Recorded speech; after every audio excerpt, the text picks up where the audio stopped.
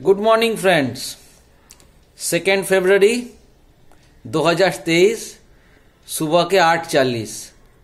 Market अभी खुले नहीं है, खुलेगा 9:15 को। तो आज का खास खबर क्या है? आज का खास खबर है, वो है Adani FPO has been cancelled.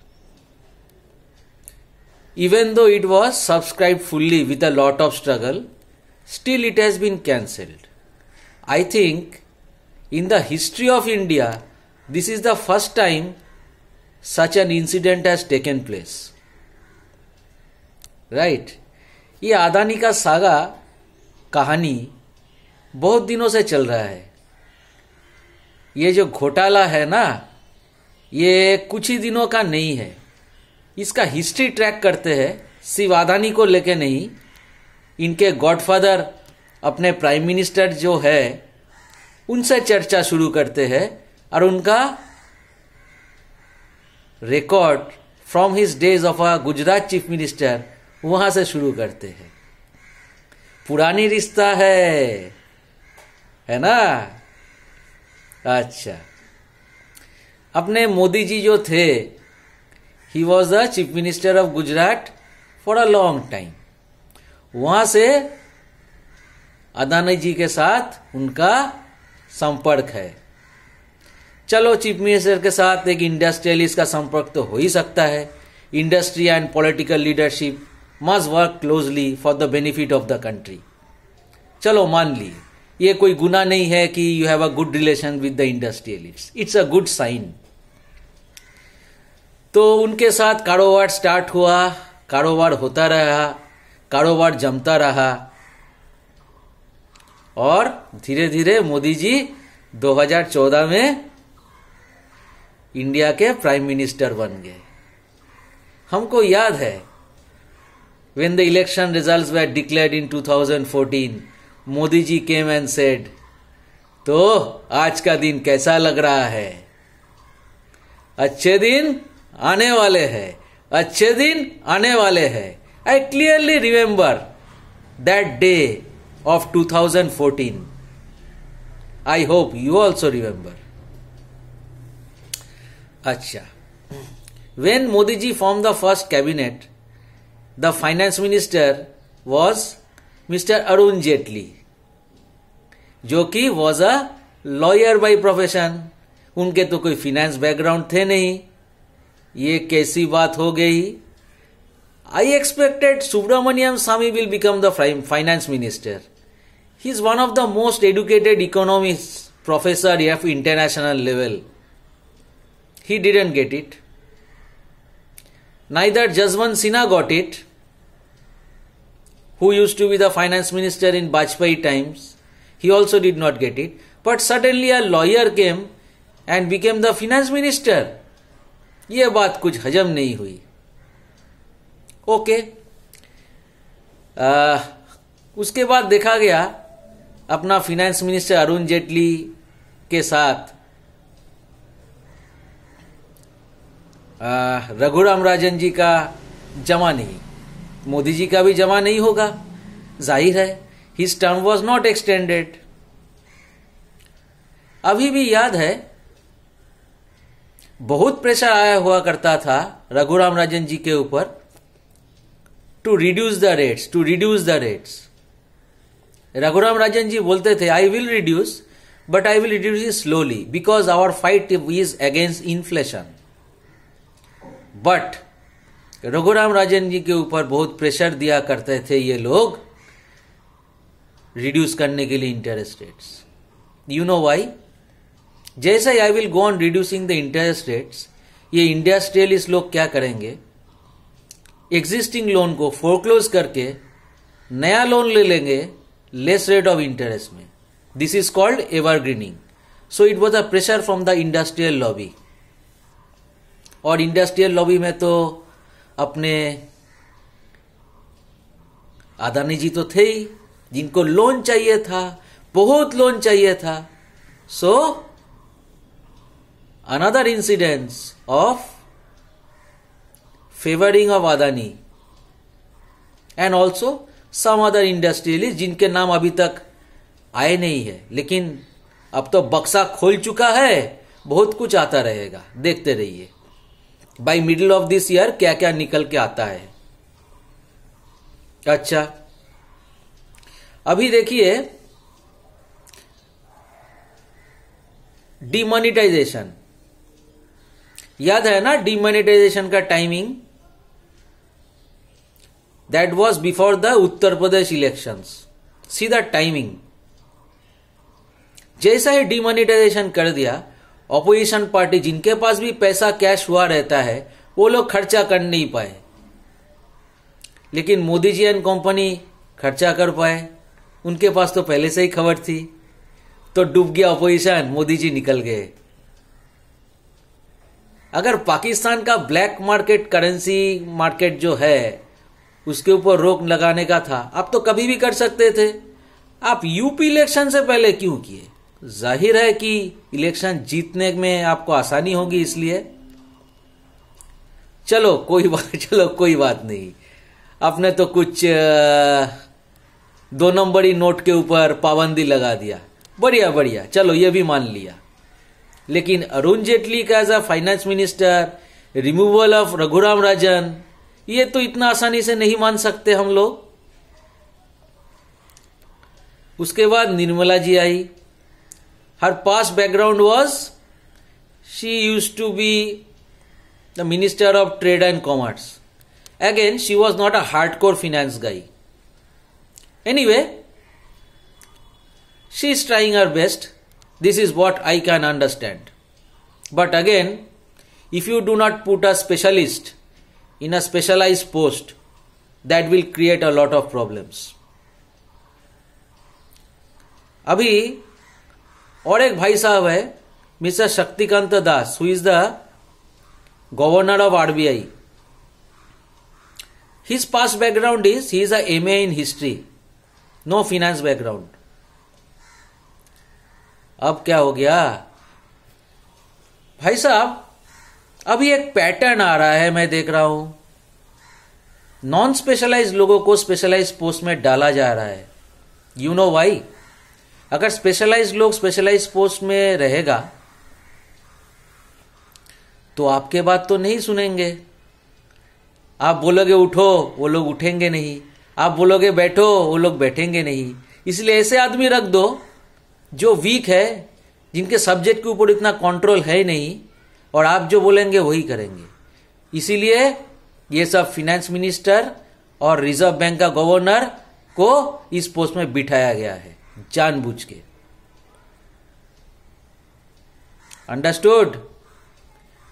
ताकि देश के सभी पैसे मोदी जी के हाथ में रहे, कंट्रोल में रहे, और उनके फेवर में जो है उनके पॉकेट में डाला जाए। इससे क्या पता चल रहा है? इससे तो पता चल रहा है पैसों के मामले में मोदी जी का दिल तो स्वच्छ है नहीं। स्वच्छ भारत बोलते रहते हैं, लेकिन पैसों के बारे में तो स्वच्छ है नहीं। यू जज a person by his actions, right? Action तो कन्विंसिंग है ही नहीं। ओके, अच्छा, एक एक करके बोलते जा रहे हैं। हाँ, आप लोग समझदार हो, आप लोग ही समझ लो। अभी देखो, बैंक से लोन लेने के लिए बहुत सारे क्राइटेरिया हुआ करता है। अदानी को जो अब इतने सारे लोन्स मिल रहे हैं from public sector banks and all, बहुत स्ट्रांग फाइनेंशियल बैकग्राउंड के होंगे तभी ना मिलेगी। ऐसे तो हम लोग सोच रहे हैं। पहले वो लोन ले लिए, वो लोन से कोई कंपनी खरीद लिए, गवर्नमेंट तो है ही, वो कंपनी उसको दिलवाने के लिए दे दिए। उसके बाद उस कंपनी का शेयर भी कब्जा कर लिए, और जरूरत पड़ने से वो शेयर भी प्लेज करके और लोन उठा के कोई दूसरा कंपनी खरीद लिए। हम लोग बोलते अदानी के पास बहुत एसेट है। भाई, उनके पास जितने एसेट है ना, और जितने लोन एंड ऑब्लिगेशंस है, आप उसको जोड़िए, you will see that his total dues and loans and obligations have far exceeded his asset holdings. Adani ji तो सिर्फ 10 साल भी नहीं हुआ उठाए है इतने स्पीड से। अदानी जी LIC नहीं है, अदानी जी रेलवे नहीं है, अदानी जी रिलायंस नहीं है, उनके पास 3 जनरेशन का बना हुआ एसेट भी नहीं है। ओके फ्रेंड्स, अच्छा, काफी सारे पॉइंट्स लिख के रखा हूं मैं।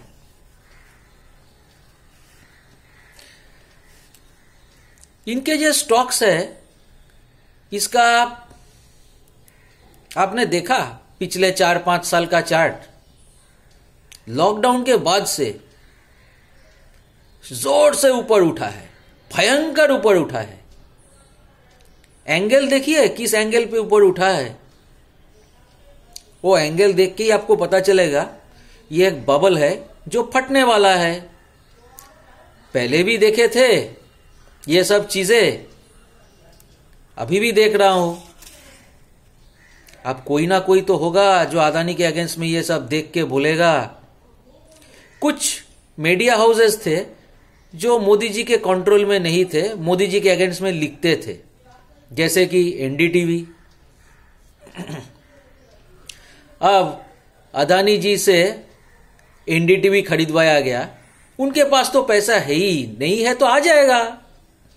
NDTV को भी खरीद लिया, बंद हो गया। और एक चैनल जो लोग मोदी जी के अगेंस्ट में लिखते थे उनका हो गया छुट्टी। लेकिन वो लोग इतना जल्दी हार नहीं मानेंगे, पीछे लगे रहेंगे। ठीक है, रिश्ता तो पुराना है, भूलेंगे कैसे।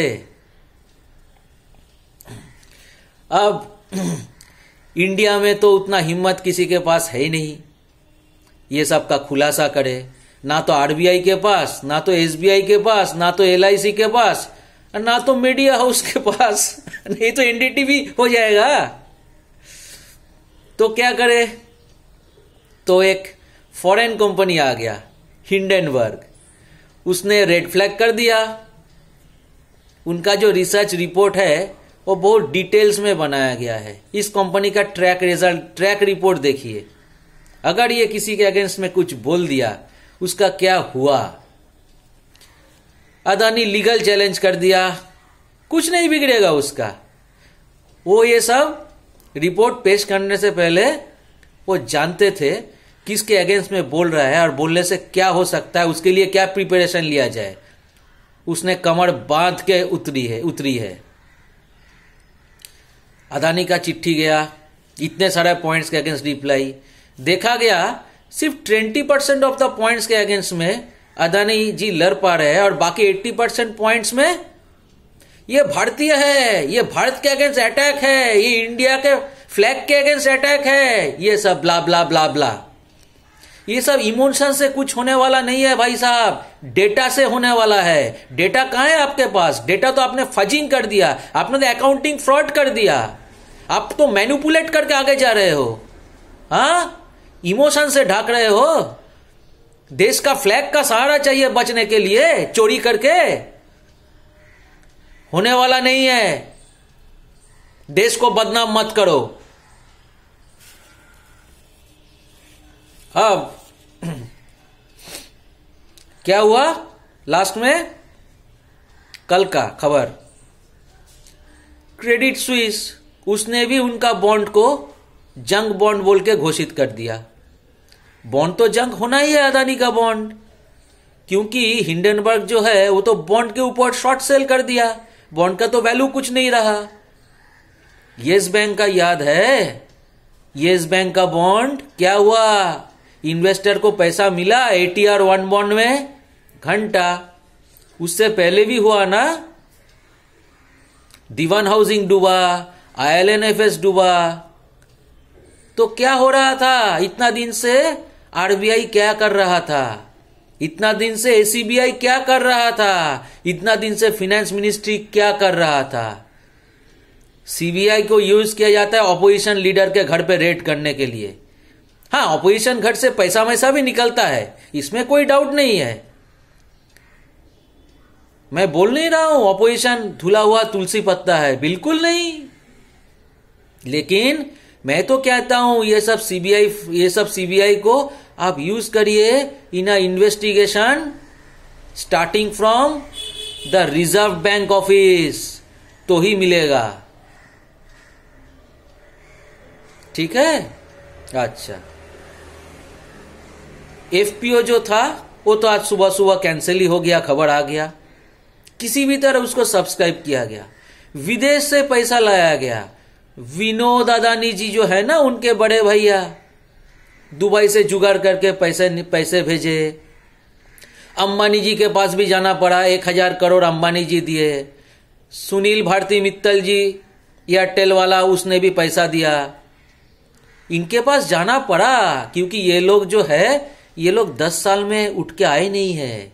ये लोग बहुत ही मेहनती थे पिछले 2-3 जनरेशन से, उसके बाद इस लेवल पे पहुंचे। तो क्या प्रूव हुआ? रिलायंस के पास जाना पड़ा ना, क्योंकि बाप ही होता है।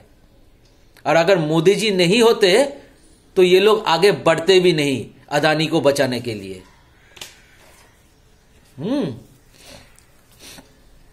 अब कौन कौन बैंक, कौन कौन लोग इन्वेस्ट किया है ज्यादा अदानी में, उनके ऊपर भी तो थप्पड़ पड़ेगा। LIC, फॉर योर इंफॉर्मेशन, अब तक LIC का 6000 करोड़ का घाटा हो चुका है। SBI भी इन्वेस्ट किया है। SBI का शेयर का परफॉर्मेंस देखे हो, क्या गिरा कल? होगा।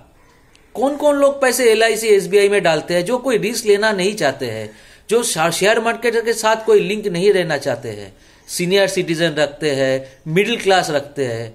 अब उनके पैसे भी डुबा दोगे क्या? उनको भी नहीं छोड़ोगे क्या? और कल का खबर, अदानी को अपना शेयर प्लेज करना पड़ा, प्लेज इंक्रीज करना पड़ा बाय 2.9%। और एक दिन ऐसा आएगा, इसी तरह गिरता रहेगा तो शेयर प्लेज करके भी कुछ होगा नहीं, क्योंकि शेयर का वैल्यू ही तो नीचे चला जाएगा। उसका वैल्यू क्या रहेगा प्लेजिंग करने से? अदानी जी को अपना एसेट भी बेचना पड़ेगा, यह भी हो सकता है। लेकिन घबराओ नहीं, उनके गॉडफादर मोदी जी बैठे हैं, वो कुछ ना कुछ तिक्रम तो करेगा ही बेटे को बचाने के लिए। देखेंगे ये खेल कितना दूर जाता है, देखेंगे हम लोग भी, करने दो। अच्छा, और एक खबर है, पढ़ो, रिसर्च करो इसके ऊपर। स्कैम करने के लिए भी ब्रेन चाहिए।